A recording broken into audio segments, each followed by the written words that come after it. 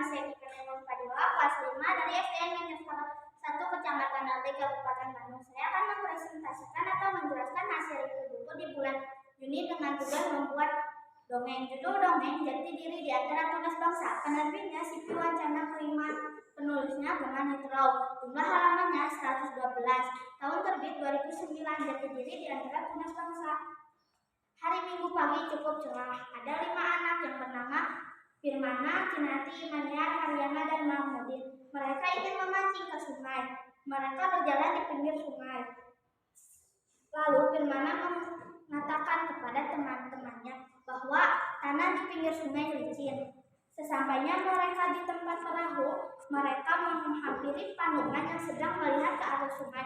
Pada hari itu arus sungai sedang tenang, tetapi Panukman khawatir kepada kelima itu.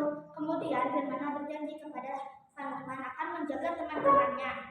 Kemudian mereka pergi memancing. Setelah memancing, mereka beristirahat di pinggir sungai. Kelima anak itu telah kembali ke atas perahu. Firmana tampak tidak banyak bicara. Saat itu dia terlihat merenung seperti sedang merasakan sesuatu.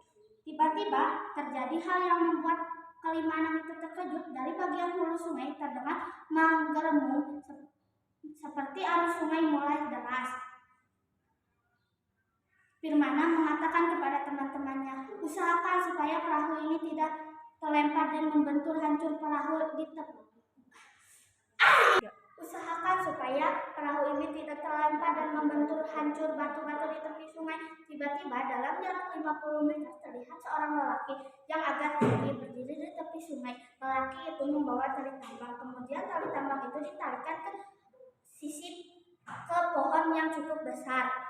Kemudian lelaki itu mulai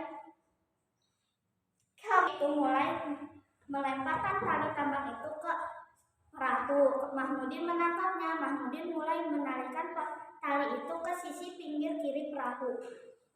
Kemudian lelaki itu mulai menarik perahu itu dengan tenaganya yang kuat. Tiba-tiba perahu itu berhenti dengan sentakannya yang cukup kuat dan besar. Sedikit demi sedikit perahu itu mulai dapat ditarik ke sisi pinggir sungai. Anak-anak itu mengucapkan rasa syukur kepada Allah Subhanahu wa Ta'ala. Kini mereka telah terhindar dari musibah tadi. Setelah itu mereka berterima kasih atas pertolongannya, ucap Firmana. Kemudian lelaki itu memperkenalkan dirinya kepada kelima anak itu. Lelaki itu bernama Pak Rahmat. Pak Rahmat mengajak teman-temannya. Pak Rahmat mengajak anak-anak itu untuk pergi ke kebun jagungnya. Sesampainya di kebun jagung, Pak Rahmat memperkenalkan istrinya kepada anak-anak itu. Pak Rahmat mengajak kelima anak itu untuk berkeliling di kebun jagungnya sambil menjelaskan bagaimana cara menanam jagung. Setelah berlama-lama kemudian, istri Pak Rahmat membawa sebuah jagung rebus.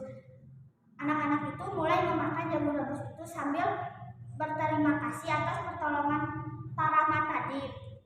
Setelah itu mereka meminta izin untuk pulang, tetapi Pak Rahmat tidak mengizinkannya karena arus sungai pasti deras. Pak Rahmat bertanya, siapa pemilik perahu itu? Jawab Firmana, perahu itu miliknya Panukman. Oh, Panukman, jawab Pak Rahmat.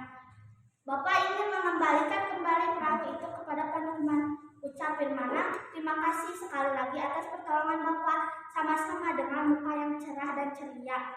Sekian hasil review dari saya. Mohon maaf bila ada kata-kata yang tidak berkenan di hati. Wabillahi taufiq wal hidayah. Wassalamualaikum.